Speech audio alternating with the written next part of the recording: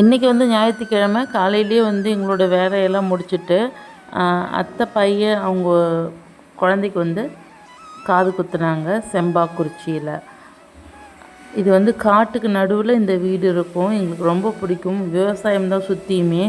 பூனை மீசை, குச்சி வெள்ளிக்கிழங்கு, வேர்க்கடலை, அகத்திக்கீரை அந்த மாதிரி எல்லாம் போட்டு ஃபுல் செட்டப்பில் வந்து ரொம்ப சூப்பராக இருக்கும். ஆடு வளர்ப்பு இங்கே பின்னாடி இருக்குது பார்த்திங்களா, அந்த குடிசையும் வந்து யூஸ் பண்ணிப்பாங்க. சைடில் சின்ன சின்னதாக அழகாக 2 வீடு இருக்குது. வீட்டிலே தான் இந்த காது குத்தி ஃபங்க்ஷன் பண்ணியிருந்தாங்க. இது காட்டுக்குள்ளே ரொம்ப ரம்மியமாக நடந்தது. இதில் என்ன ஒரு அட்வான்டேஜ்னால் மேளம் இல்லை, ரேடியோ இல்லை. வர்ற நம்ம சொந்த பந்தங்கள்கிட்ட வந்து ரொம்ப ஃப்ரீயாகவும் பேசிக்க முடிஞ்சுது. எந்த ஒரு ஃபங்க்ஷன் போனாலும் ரேடியோ போட்டுட்டு மேளம் அடிச்சுக்கிட்டு சரியாக பேசவே முடியாது. இது வந்து ரொம்ப வந்து ப்ளசண்ட்டாக இருந்துச்சு. மண்டபத்தில் வச்சுருந்தா கூட இந்த அளவுக்கு கன்வீனியண்ட்டாக இருந்திருக்காது. இது ஒரு பட்ஜெட் ஃப்ரெண்ட்லியாகவும் இருக்குது. அதே மாதிரி வெயில் நாளைக்கு வந்து ரொம்ப கசகசன்னு வேர்த்துக்கிட்டு அந்த மாதிரிலாம் இல்லை, நல்லா காற்று ஓட்டமாகவும் இருந்துச்சு. ரொம்ப ஃப்ரீயாக இருந்தது. ஃபங்க்ஷன் வச்சா இந்த மாதிரி தான் வைக்கணும் அப்படிங்கிற மாதிரி எனக்கு தோணுச்சு. எல்லாருக்கூடையுமே பேசிவிட்டு அப்புறமா வந்து மொய் பணம்லாம் கொண்டு போய் வச்சுட்டு அப்புறம் சாப்பிட்டுட்டு, ஏன்னா இன்னும் அடுத்தடுத்த ஃபங்க்ஷன்ஸ் நிறையா இருக்குது. முகூர்த்த நாள் சண்டேங்கிறதால இந்த பணம் செய்கிறவங்க, நகை செய்கிறவங்க அவங்களோட கூட்டம் வந்து அதிகமாக தான் இருந்துச்சு. நாங்கள் வெயிட் பண்ணி தான் போயிட்டு வச்சு கொடுத்துட்டு வந்தோம். அப்படியே இந்த எங்களுக்கு பின்னாடி இந்த ஸ்க்ரீனுக்கு பின்னாடி போனோன்னா தோட்டம், கொல்லை எல்லாமே இருக்கும். சுற்றி நல்லா ஃபென்ஸ் பண்ணி தான் வச்சுருந்தாங்க.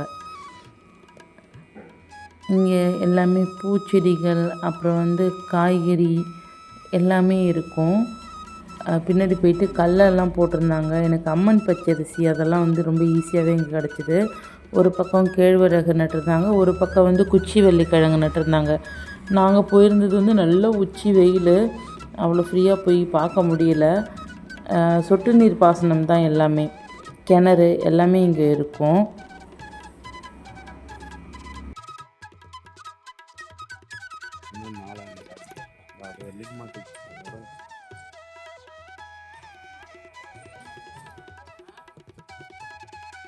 ஒரு நான் 5 ஏக்கர் வருமாக்கா, 5-6 ஏக்கர் வருமா?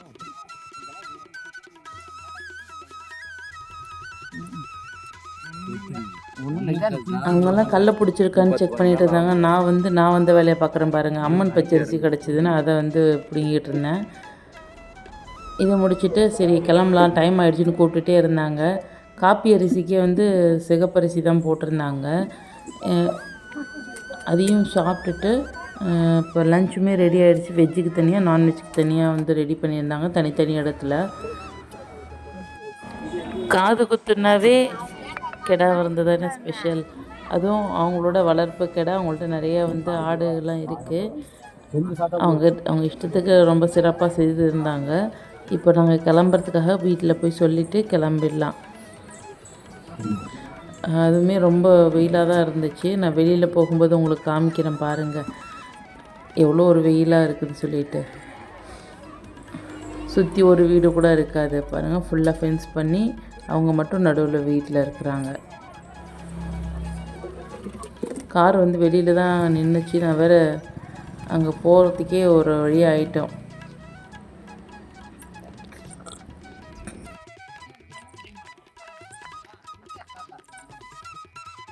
அடுத்து செம்பாக்குறிச்சிக்கு ஊருக்குள்ளேயே வந்து பாட்டி ஒருத்தவங்க உடம்பு சரியாமல் இருந்தாங்க. அவங்களையுமே போய் பார்த்துட்டு அடுத்து வந்து திட்டக்குடி சிரமலை போயிட்டு திட்டக்குடி வந்துட்டோம்.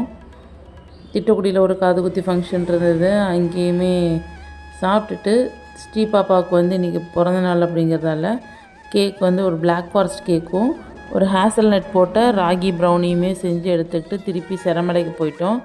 சிரமலைக்கு போயிட்டு பாப்பா கேக்லாம் கட் பண்ணிவிட்டு குடிக்காட்டில் வந்து விருந்துக்கு கூப்பிட்ருந்தாங்க, அங்கே தான் போகணும் வேறு.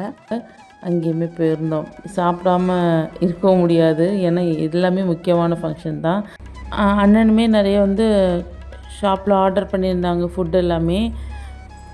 பசங்க நாங்கள் எல்லாமே மைல்டாக சாப்பிட்டுட்டு கேக்குமே கொஞ்சம் கொஞ்சம் சாப்பிட்டுட்டு நாங்கள் தம்பி எல்லாமே குடிக்காடு போயிட்டோம்.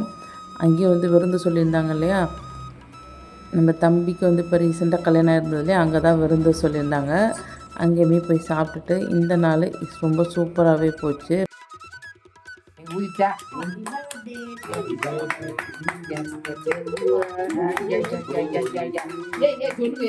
Happy birthday to you. Sri பாப்பா அந்த பக்கம் தான் வெட்டுவாங்க. பாப்பாவுக்கு வந்து பட்டில் வந்து ஃப்ராக்லாம் வந்து போட்டு மதியமே அண்ணன் ஒரு கேக் வாங்கிட்டு வந்து வெட்டிட்டாங்க. இது நான் அப்போ என்னால் வர முடியல, அதனால் நீங்கள் வெட்டிடுங்கன்னு நான் வந்து வெட்டிக்கிறேன் அப்படின்னு சொல்லிட்டேன். அதுக்கப்புறம் தான் ஈவினிங்காக தான் வந்து நான் வந்து செய்துட்டு வந்து கட் பண்ணோம். ரொம்ப ரொம்ப வந்து பிஸியான டேன்னு சொல்லலாம். அவ்வளோ டைட்டாக இருந்தது. ஸ்ரீ பாப்பாவுக்குமே ட்ரெஸ்ஸுமே எடுத்திருந்தேன். அது 2 நாள் கழித்து தான் வந்து கொண்டு போய் கொடுத்தேன். தேங்க்ஸ் ஃபார் வாட்சிங். மறக்காமல் லைக் பண்ணுங்கள், ஷேர் பண்ணுங்கள், சப்ஸ்கிரைப் பண்ணிக்கோங்க.